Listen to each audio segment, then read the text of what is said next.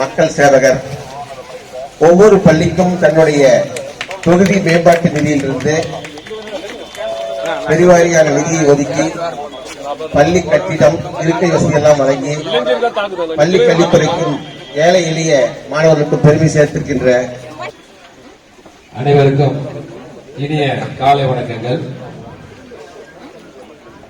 மாண்புமிகு தமிழ்நாடு முதலமைச்சர் அவர்களின் நல்லாசியுடன் மாண்புமிகு தமிழ்நாடு முதலமைச்சர் அவர்களின் ஆணையின்படியும் தமிழகத்தில் அரசு பள்ளியில் படிக்கும் மேல்நிலை படிக்கும் மாணவ மாணவிகளுக்கு வழங்கப்பட்டு வருகிறது. அதன் அடிப்படையில் இன்றைய தினம் நமது வாணியம்பாடி சட்டமன்ற தொகுதிக்குட்பட்டுள்ள அரசு பள்ளி மற்றும் அரசு நிதியுதவி பெறும் பள்ளிகளை படிக்கும் மேல்நிலை படிக்கும் மாணவ மாணவிகளுக்கு விலையில்லா மிதிவண்டிகள் வழங்கிட இத்திட்டத்தை துவக்கி வைக்க வருகை தந்து காரணம் நம்முடைய இரண்டு தலைவர்கள் தான். புரட்சி தலைவர் எம்ஜிஆர் அவர்கள் முதல்வராக இருந்த பொழுது நம்முடைய குழந்தைகள் தொழிற்சாலைகளுக்கு செல்கின்றார்கள் என்பதை பார்த்தும் ஏழ்மையின் காரணமாக நம்முடைய குழந்தைகள் பள்ளிக்கு செல்லாமல் ஒரு நாளுக்கு ஒவ்வொரு விதமான உணவு நம்முடைய குழந்தைகளுக்கு வழங்கப்படுகின்றது. அதனுடன் முட்டையும் வழங்கப்படுகின்றது. இதையெல்லாம் ஏன் தமிழக அரசு வழங்கிக் கொண்டிருக்கின்றது என்பதை நீங்கள் யோசித்து பார்க்க வேண்டும். ஏழை எளிய குழந்தைகள் வாழ்க்கையில் படித்து முன்னேற வேண்டும் என்ற ஒரு தூய எண்ணத்தோடு இந்த திட்டங்களை கொண்டு வந்தார்கள். இன்றைய நாள் நம்முடைய தமிழக முதல்வர் அண்ணன் எடப்பாடியார் அவர்கள் அனைத்து திட்டங்களை எந்தெந்த திட்டங்கள் நம்முடைய பயன்படுத்தி நீங்கள் வாழ்க்கையில் முயற்சி செய்து முன்னேற வேண்டும் என்று உங்களிடம் கேட்டுக்கொள்கின்றேன். அனைத்து சைக்கிள் வழங்கும் விழா நடைபெற்றுக் கொண்டிருக்கின்றது. மொத்தமாக பார்த்தால் என்னுடைய சட்டமன்ற தொகுதியில் 20 பள்ளி எண்ணிக்கையில் 3031 சைக்கிள்கள் வழங்கப்படும்.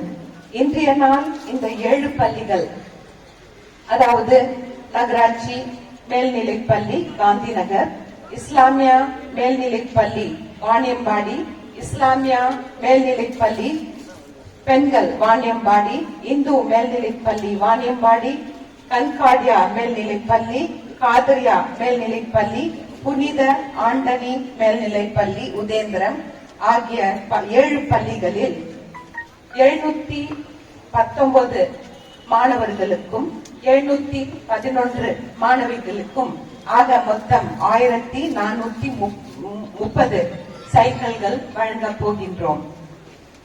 நம்முடைய மாண்புமிகு அம்மாவின் அரசு நம்முடைய மாணவர்கள் மாணவிகள் வாழ்க்கையில் சிறந்த முறையில் தங்களுடைய தரத்தை உயர்த்திக் கொள்ள வேண்டும் என்பதற்காக நம்முடைய பள்ளி மாணவர்களுக்கு பள்ளிக்கும் பல திட்டங்கள் வகுத்து தந்திருக்கின்றார்கள்.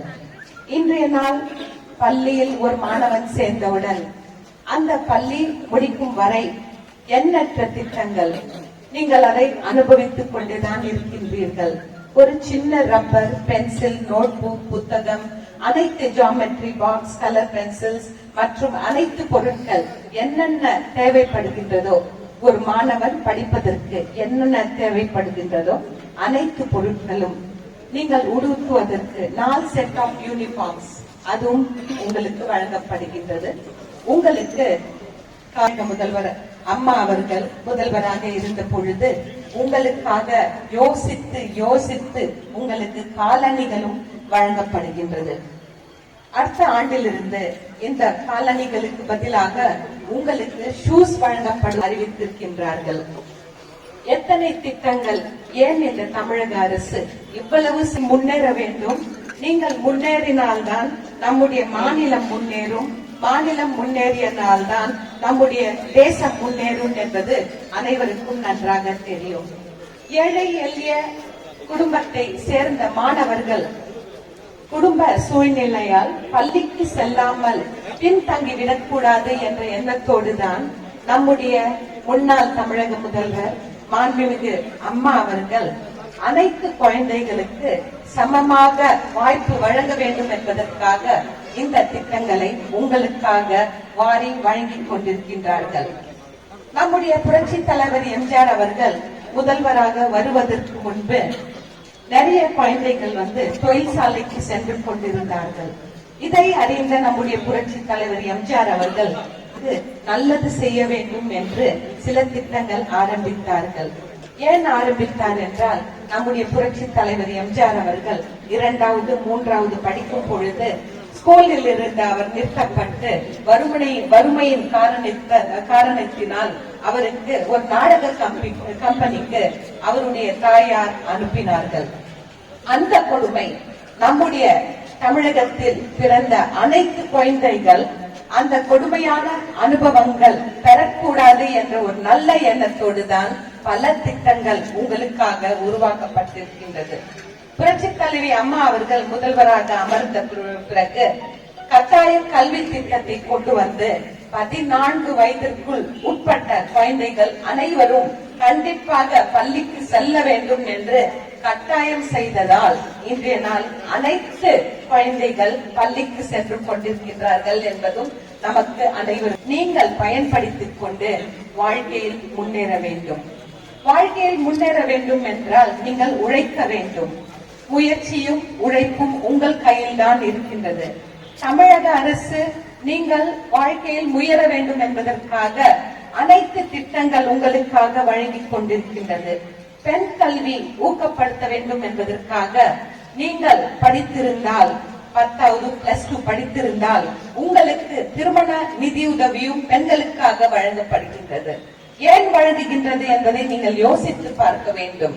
அதாவது ஒரு பரிசு உங்களுக்கு கிடைக்கின்றது என்பதை நீங்கள் ஆசையுடன் அந்த கல்வியை நீங்கள் கற்க வேண்டும், நீங்கள் உங்களுக்கு கல்வி ஊக்கப்படுத்த வேண்டும் என்பதற்காக தான் மாண்புமிகு புரட்சி தலைவி அம்மா அவர்கள் உங்களுடைய திருமணத்திற்காக 1 சவரனும் 50,000 ரூபாயும் வழங்கிக் கொண்டிருக்கின்றது. இந்த நிதி அதிகமாக இருக்கின்றது. ஒரு 2-4 ஆண்டுகளுக்கு முன்பு 1 சவரனின் விலை குறைவாக இருந்தது. ஆனால் இன்றைக்கு அதன் விலை 40,000க்கு மேல் இருக்கின்றது. நம்முடைய அரசு நினைத்திருந்தால் இந்த 1 சவரனை மறுபடியும் 1/2 சவரனாக மாற்றி இருக்கலாம். ஆனாலும் அதை செய்யவில்லை. ஏனென்றால் பணம் அதிகமாக செலவானாலும் சரி, நம்முடைய பெண்கள் வாழ்க்கையில் நன்றாக படித்தார். அவர்கள் இந்த திட்டத்தை எப்படி நம்முடைய மாண்புமிகு அம்மா அவர்கள் மாணவர்களுக்கு செலுத்திக் கொண்டிருந்தார்களோ அதே விதத்தில் இந்த திட்டம் இன்றைக்கும் நடைபெற்றுக் கொண்டிருக்கின்றது. சைக்கிள் வழங்கும் விழா, இதற்கு முன்பு நம்முடைய மாணவர்கள் தொலைவில் இருந்து வர வேண்டும். அவர்கள் அந்த தொலைவில் இருந்து வருவதை சிரமம் பட்டு சில குழந்தைகள் மாணவர்கள் பள்ளியில் இருந்து நின்று விடுகின்றார்கள்.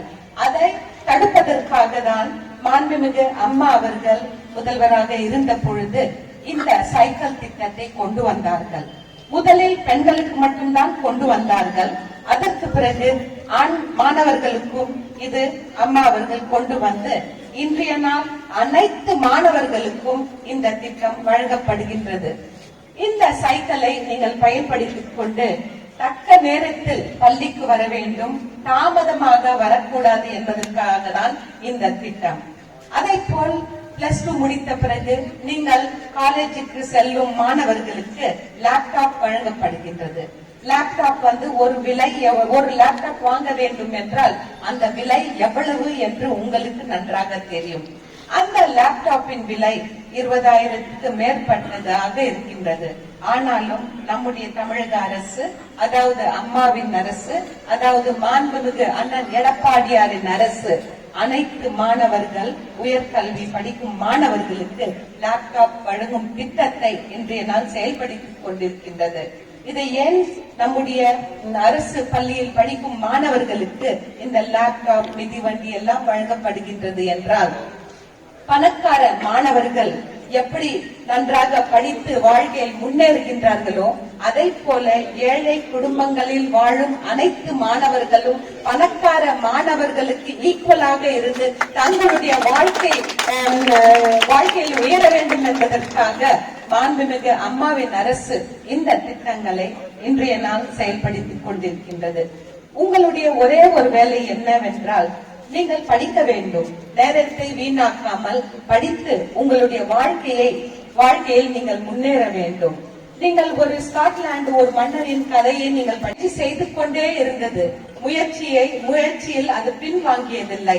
அது பின்வாங்காமல் இருப்பதால் தான் அது தன்னுடைய கூட்டை அடைந்தது. இதை பார்த்த அந்த ஸ்காட்லாந்து மன்னன் ப்ரூஸ் என்ன செய்தார் என்றால், அவருக்கும் ஊக்கம் ஏற்பட்டது. மறுபடியும் அவர் படையை திரட்டி போரிற்கு சென்று போரில் வெற்றி பெற்று தன் நாட்டை மீட்டு மறுபடியும் அவர் மன்னனாக அமர்ந்தார். இதால் கண்டிப்பாக நீங்கள் உங்களுடைய வாழ்க்கையில் முன்னேற வேண்டும். தியரி ஆஃப் ப்ராபபிலிட்டி என்று ஒன்று இருக்கின்றது. நீங்கள் எத்தனை முறை முயற்சி செய்கின்றீர்களோ அத்தனை முறை வெற்றி பெறும் வாய்ப்பு உங்களுக்கு இருக்கின்றது. முயற்சி செய்தால் கண்டிப்பாக நீங்கள் வாழ்க்கையில் முன்னேறலாம். ஒரு ஸ்டூடெண்ட் நீட் எக்ஸாமில் இந்த வருடம் அந்த மாணவிக்கு இந்த 7.5% இடம் கிடைத்திருக்கின்றது. அந்த மாணவி சென்ற ஆண்டும் நீட் எக்ஸாம் எழுதியது. ஆனால் அந்த நேரத்தில் அந்த பெண்ணுக்கு அந்த சீட் கிடைக்கவில்லை. ஆனால் அந்த மாணவி மறுபடியும் முயற்சி செய்து இந்த வருடம் பரீட்சையை எழுதி அந்த நீட் தேர்வில் வெற்றி பெற்று இன்றைய நாள் மருத்துவக் கல்லூரியில் அட்மிஷன் வாங்கி இருப்பது என்பதை எடுத்து சொல்ல நான் மிகவும் சந்தோஷமாக இருக்கின்றேன். இது ஏன் சொல்கின்றேன், படிக்க வேண்டும் என்பதற்காக 7.5% இடஒதுக்கீடு நமக்காக வழங்கி இருக்கின்றார்கள். இதை நீங்கள் பயன்படுத்திக் கொள்ள வேண்டும். முயற்சி செய்ய வேண்டும், உழைக்க வேண்டும். நீங்கள் உழைப்புடன் முயற்சி செய்தால் கண்டிப்பாக நீங்கள் வாழ்க்கையில் முன்னேறலாம் என்று கூறி அடுத்ததாக மாவட்ட ஆட்சித்தலைவர் அவர்களுக்கு சால்வை அளித்து மரியாதை செய்யப்படுகிறது. வருவாய் அளித்து மரியாதை செய்யப்படுகிறது. அடுத்தது முன்னாள் சட்டமன்ற உறுப்பினர் அவர்களுக்கு சால்வை அளித்து மரியாதை செய்யப்படுகிறது. மாவட்ட முதன்மை கல்வி அலுவலர் அவர்களுக்கும் சால்வை அளித்து மரியாதை செய்யப்படுகிறது. ஆமா, நகர கூட்டுறவு வங்கி தலைவர் அவர்களுக்கும் சால்வை அளித்து மரியாதை செய்யப்படுகிறது. மாவட்ட பிற்படுத்தப்பட்டோர் நல அலுவலர் அவர்களுக்கும் சால்வை அளித்து மரியாதை செய்யப்படுகிறது. மாவட்ட கல்வி அலுவலர் அவர்களுக்கும் சால்வை அளித்து மரியாதை செய்யப்படுகிறது. பின்னாடி அடுத்ததாக மாநில அமைப்புசாரா தொழிலாளர் நலக்குழு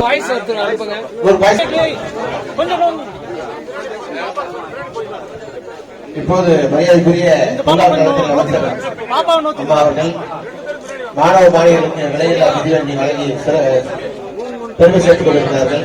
அனைவரும் கரவொலி எழுப்பி பெருமை சேர்க்குமாறு அனைவரும் கேட்டுக்கொள்கிறோம்.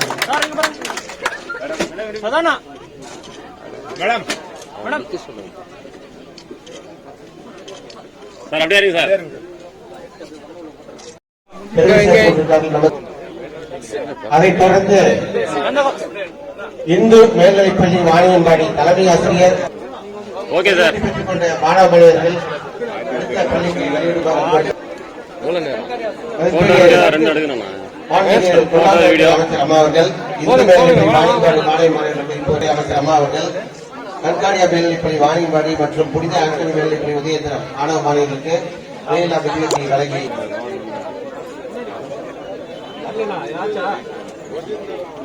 மாண்பு அமைச்சர் அம்மா அவர்கள் இப்போது இறுதியாக பாருங்க